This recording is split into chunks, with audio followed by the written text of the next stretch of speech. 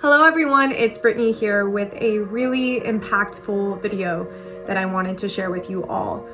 So this recent video I did is an interview with Olga, the co-founder of UAnimals, an incredible organization who is working hard on the front lines right now in Ukraine, providing for the animals, providing food, providing medical care, providing the shelter that they can, and the resources that they can to keep these animals who are also fighting for their lives alive in this completely devastating circumstance and war that is going on right now. I had the pleasure of reaching out to Olga and hearing back from her, and she is so excited that we are coming together to do another really exciting Sweat to Protect boot camp fundraiser in the name of UAnimals. So I wanted to just get a first-hand kind of look and insight into what Olga has been experiencing, into what's going on in Ukraine from UAnimals' perspective, and to really what they need right now and how we can help. So please enjoy watching this brief next few minutes of my time chatting with Olga.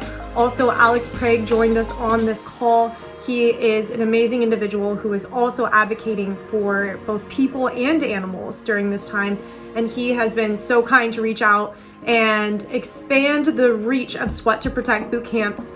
I'll save those details for later on after the video, but please enjoy listening to what Olga has to say. I know we talked on the phone like 2 days ago, and that I got pretty emotional on that, so I'm going to try to not get emotional.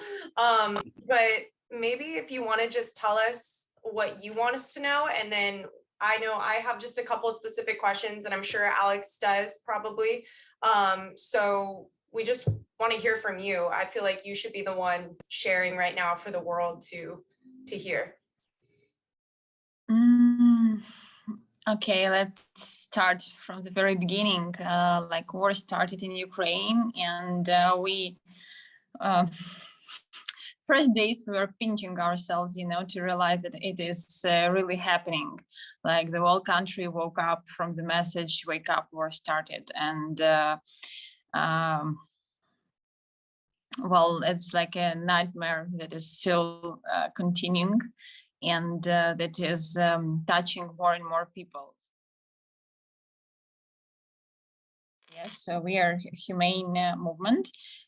In peaceful time, we're working with laws, with our deputies, and trying to promote the laws which protect animals. We help directly to shelters, and mostly doing stuff which they are not able to fundraise for by themselves. Because, for instance, for food and for emergency, it's easy for them to fundraise, but for like providing warm homes for winter time for pets, or having water in shelters, it's infrastructure, building, etc. That's normally pretty complicated for them, so that's what UAnimals does.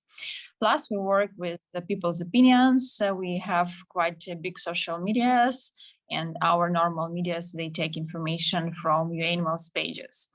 So yeah, we have very huge event each September. It's Animal Rights March, and in Kiev it gathers like 6,000 people only in Kiev, plus all big cities of Ukraine. Last year we had 30 cities, and I'm really dreaming that this nightmare will end soon and we will be able to hold it again in Kiev. I really want to go back home.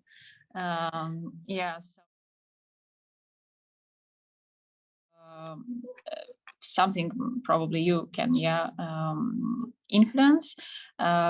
Food will be ending, I know that, and it's as from what I see, the war will not probably stop today, and we will need to renew all shelters. We will need to send them food. We will need medicine. For now, we need cages for animals to transport them to Europe from those territories where it's really dangerous to be. So yeah, probably buying that and bringing would be also useful. And of course, the hugest problem now is transport and logistics. So every brave, driver who agrees to go, it's someone we search. all the time. But yeah, because like if today I know that 30 tons of, for example, dog food will come to the storage, then we have it, we don't buy it. We, for example, a day ago, it was the situation when everyone needed cat food, but we did not have any cat food on the storage, so we had to buy it.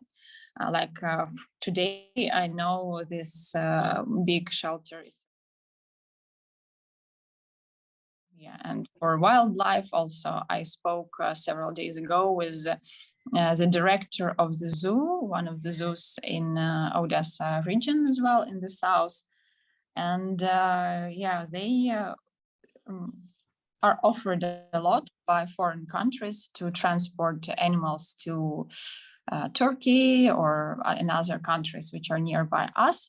But everyone realizes that it's pretty complicated for zoos, like for an elephant, or tiger or someone else. Right. And there is a possibility that the animal will not survive.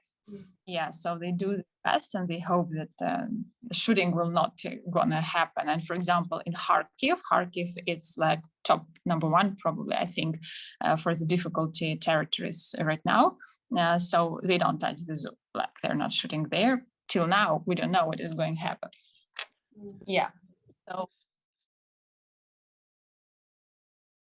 Oh my God, today I have a huge task, which we need a lot of time because we have like transportation to 4 cities today from Lviv with this food. But then I have to find some more, like the more we can send today, the best it is. So basically it's about system and, every day is a new day because we never live during the war. So we kind of search this system, how we can do it more automatically and more quickly.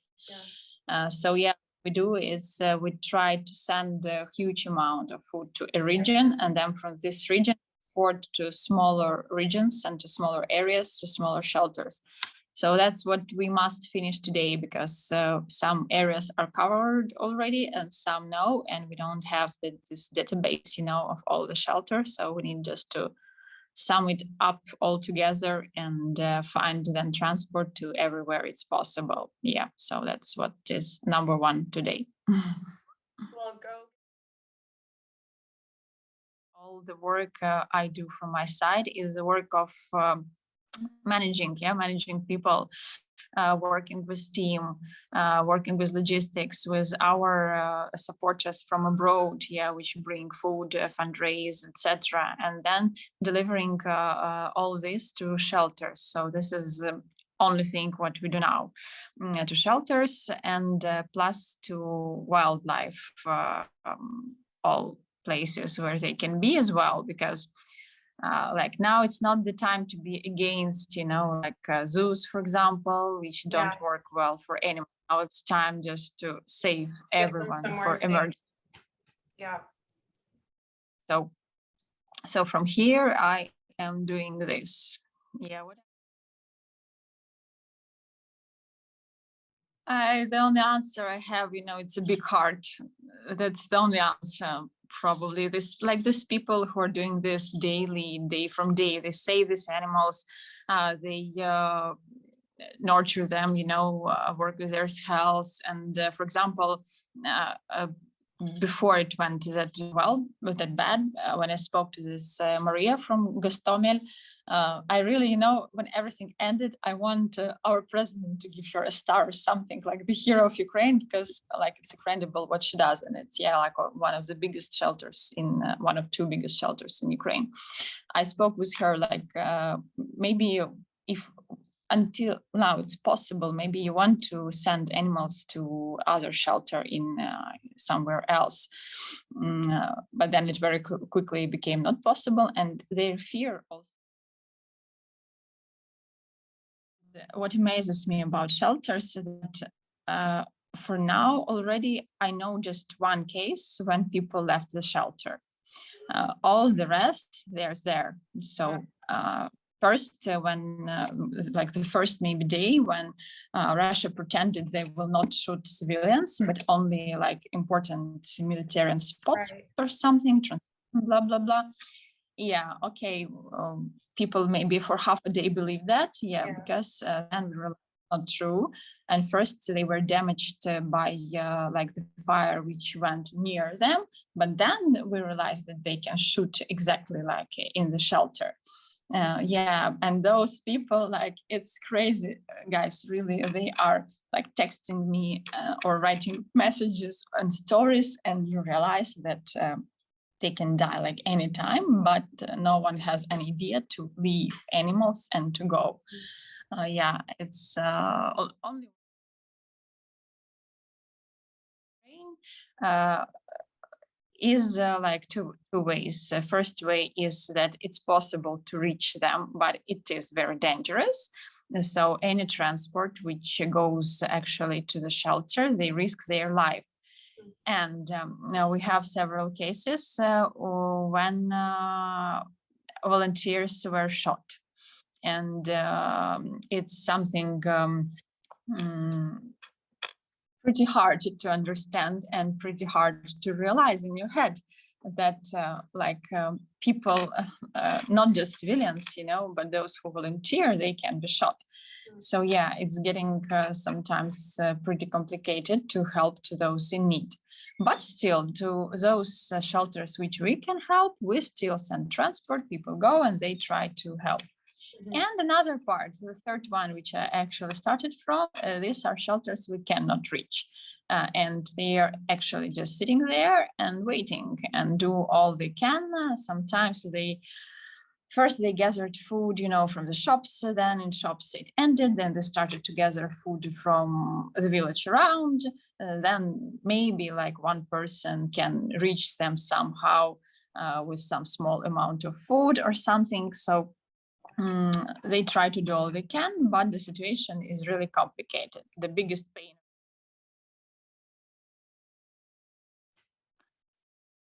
Okay. There are regions in Ukraine which you cannot reach right now by transport. And this is the worst part, because there are several shelters with whom I'm on contact daily already, like, I don't know, 10 plus days. And they are dealing with the terrible situation. Part of them are in safe place. For example, Odessa region, like it's the south of Ukraine. I just contact representatives of this region who know well all the shelters, and they tell me where they have lack of food. To some people, we send fundraise and we send money directly, so they can just walk to the shop, buy food, feed their animals. To some of them, we send food by transport from our storage in Lviv. It's the west of Ukraine, so it's close to the borders and a pretty safe place where we have storage. So it was like in Ukraine, in mostly, yeah, I'm not talking about everyone, but mostly people never euthanize animals. Even if they're old and sick, and the rate of euthanization, if it's the correct word, in Europe is much bigger than here in Ukraine. So that was also her fear that, okay, like we saved all these animals and then we sent there, and like huge part of them are old, sick, and need like daily care. So I don't know. So yeah, they choose to stay to risk. Sometimes they stay there with their kids, but they just have big hearts. They care. They see like soul in every animal, individual in every animal. So probably that's why they continue. And what really amazes me, all this time, it's what I told to Brittany, like we have already here in Ukraine, we have maybe already hundreds of cases when we can, or thousands, when we can be really proud of our people. And yeah, we are really standing for freedom, and we will never agree, to be Russia, because you must be sick to want to be the part of the country.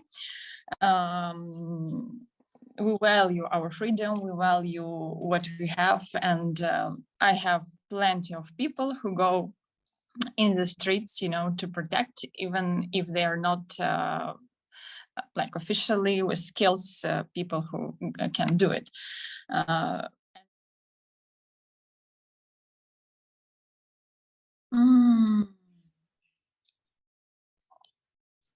That's a good question. Oh, well, maybe about it's not something people talk a lot in news about animals and shelters, because first of all, yeah, people write about people and the general situation. Yeah, so that's what we talk already about the shelters needing help, food, and the logistics problem, which is the hugest one. Yeah. People really believe we will win, and despite everything, we really wait until NATO will close the sky above Ukraine, because the rest we can solve, but closing of the sky, it's what we really need.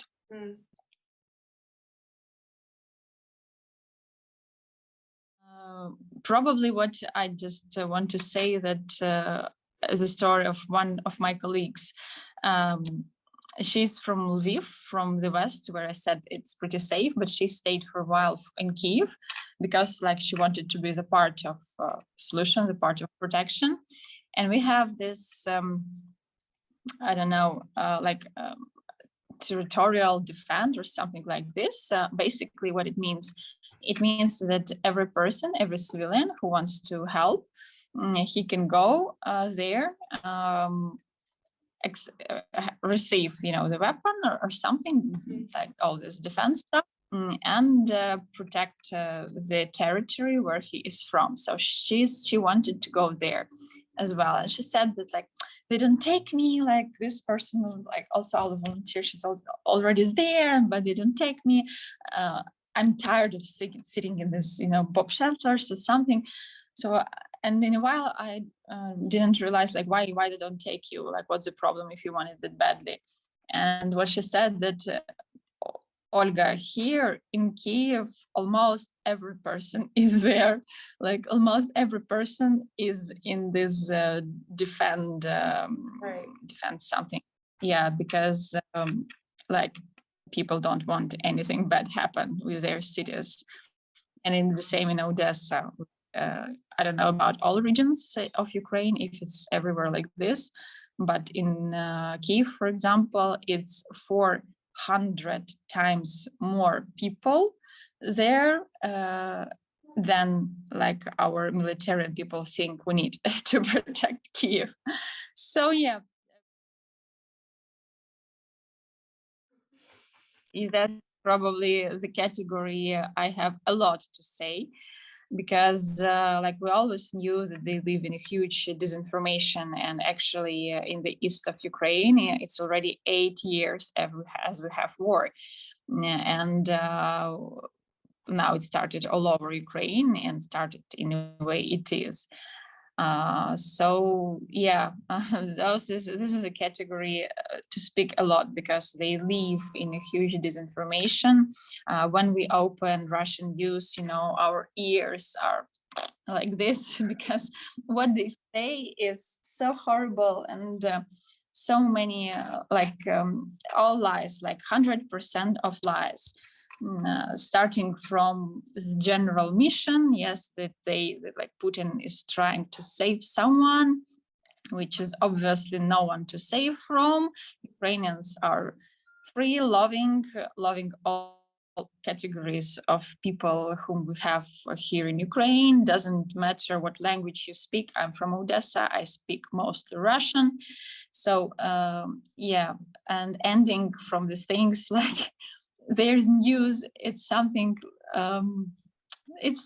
guys, you can't even imagine. When we see there's news, for example, as I said, my parents and my family and friends are from Odessa, and for example, some days ago they had news about a demonstration for Russia, in Odessa, and they have really this news, huge street, crowd of people with Russian flags, blah blah blah. and we have no idea where they film it. And like my guys can watch out of the window and see no demonstration anywhere in the city.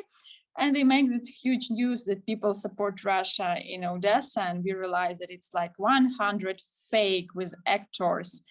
Wow. Yeah, and it's what's all the time. So I don't know if it helps anyhow, but yeah, that's what shocks me all the time, that it's possible to do it in such a huge level, like 100 of lives. Telling about what Ukrainian people need the most, yeah, if we talk about political side, it's closing of the sky.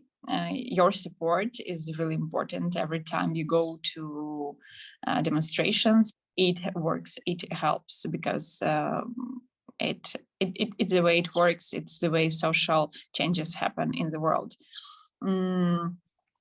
If we would say about the exact situation here in Ukraine, my huge hope was for green corridors.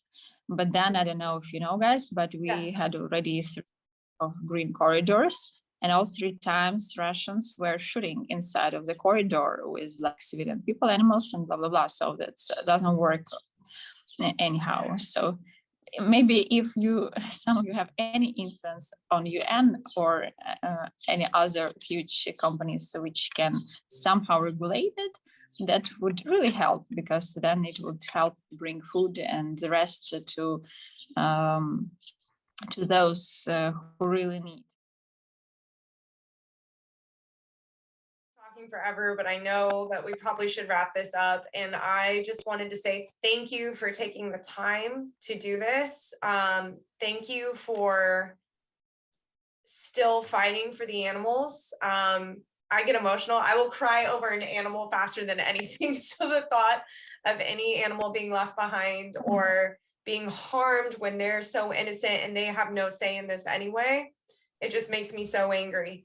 And I'm angry for you guys as well and what you're facing and dealing with. And I'm mad at Putin and all of it. And I know that doesn't make anything better, but it's just, I don't know. I just want to say thank you for what you're doing. And the Ukrainian people are so strong. And I've just been blown away by your guys' president as well. He is just like a boss. And I have a whole new respect for Ukraine. And I hope one day when this is all done and over with that I can come visit and maybe even help rebuild some shelters if and when that time comes. And anyway, Alex, do you have anything that you want to say? I think you pretty much summed it up. I mean, look, it's not a good situation for anybody to be in right now, but I think a lot of people, and look, take this for what you will, but we do mean it very deeply, but we seriously support you guys in your cause and your mission every single day. It's something that people are constantly talking about.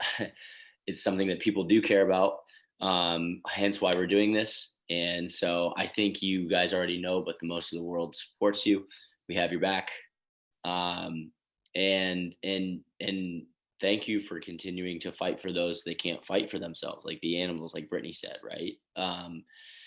This is we're doing like one small thing, but you're like over there doing everything, so like this is just a small token of our appreciation for what you're able to do. And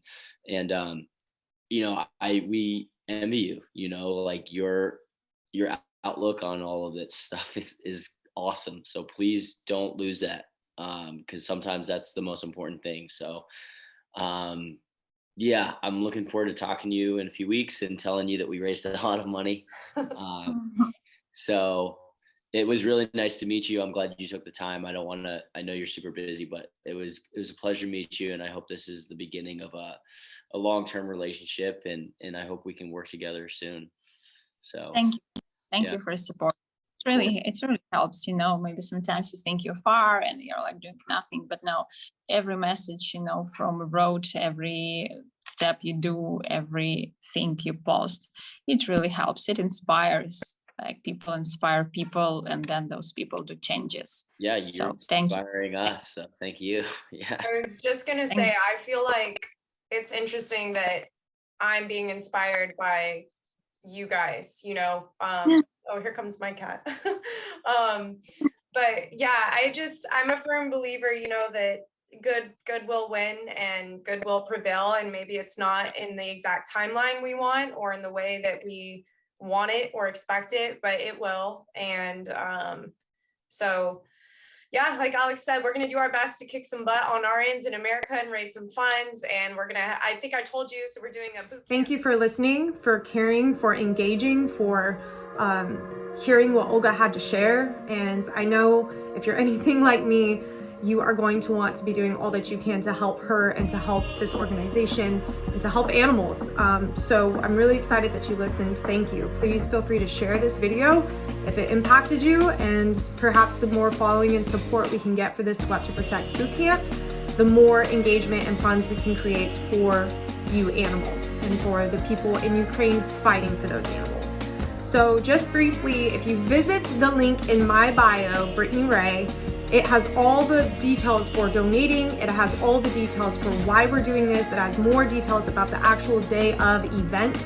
And if you want to come and participate in what's going to be an awesome workout put on by Alex and his amazing friends and coaches at Training Mates.